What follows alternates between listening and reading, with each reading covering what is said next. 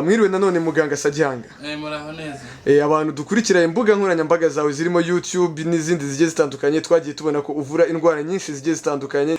Nagiye mbona na comment nyinshi zibishima.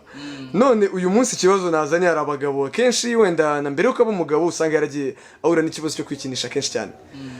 Tubajya batuvuga ko hari ingaruka bigira ariko mu by'ukuri ugasanga umuntu ubikora ntago bireka nta nubwo kenshi bakunze kwivuza kuko bagira n'isoni zo kubivuga. Sinzi nimba rero hari imiti wabugira kuko yagakondo nkuko wavuye bamwe bateraga akabariro ukaba wavura na bari abikinisha ukaba watubwira n'ingaruka zimwe na zimwe mu ziterwa no kwikinisha. Aho ngaho ubajije ikibazo cyiza ngira ngo wenda cyiza no gufasha urubyiruko kuko ubundi kwikinisha bigira ingaruka ku bwonko bikagira n'ingaruka ku gitsina. Uyu munsi abikinisha ntago ari abasore gusa, hari n'abakobwa, hari n'abamama badafite abagabo bakunze gukora iyo ngeso.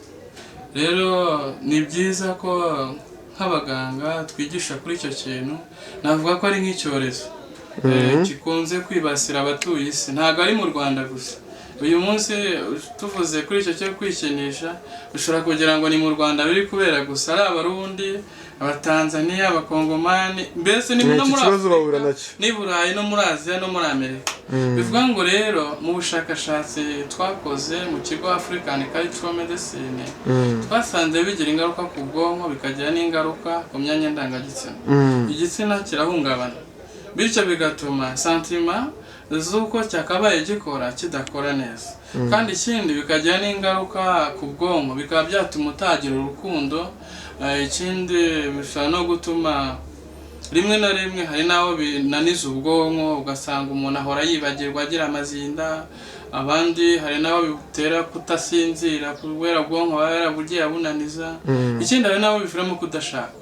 Ubwo rero uyu munsi abakudukurikiranye kuri icana y'ubuvuzi gakondo mu Rwanda ni byiza ko tugira inama abantu ibyo bintu ntago ari byiza, turabivura tugatanga imiti ituma imitsi ikora neza ifasha ubwonko, iryo hungabana riba ryarabayeho rikabasha umubiri ukongera ukirema ukongera ugakora neza ku buryo utagira ipfunwe mu gihe cy'uko muri kwa gukora imibonano mpuzabitsina warangizaga vuba ntihongere kubishaka, izo pfunwe zikavaho. Ikintu kiriho ni uko abantu twabasaba kwirinda gukora ibyo bintu. Byagaragaye ko abanyeshuri barabikora, abantu bakunze kuba muri sosiyete ahantu hakuriye guhurira abantu benshi babana bakunda gukora iyo ngeso kandi ntago ari nziza.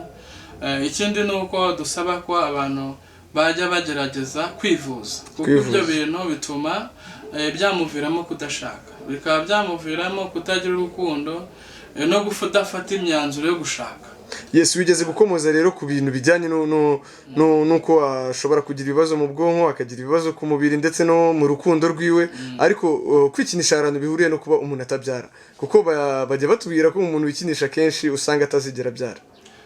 Ntago ari bose ariko hari nabo bishobora kugiraho ingaruka bikaba byamuviramo kutabyara.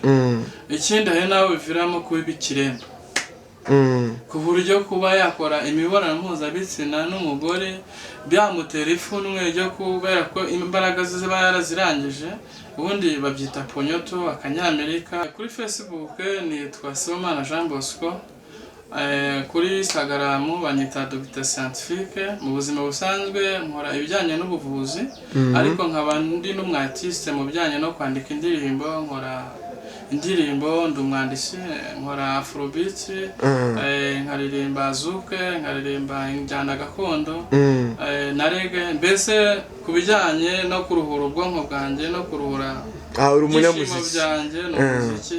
Numuziki iyo uvuye mu bibazo by'abaturage biruvura akuruka kwawe no kujya mu muziki.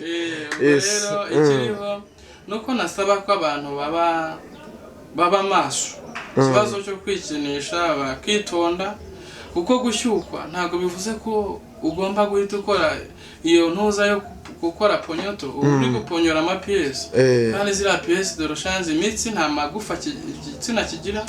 Rero igihe uri ko cyangiza uri kwangiza hazaza hawe, bityo bikaba byatuma ugira imibanire mibi n'uwo mwashakanye. Uyu munsi rero ndatanga inama ariko mbasaba ko no kwivuza baza nkabavura.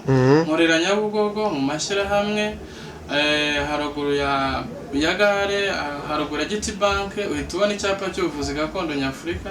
Hano muri gare Huye uhita ubona none ivuriro ry'imiti gakondo Nyafurika, aho abamotari baparika ukinjira muri gare ya Huye.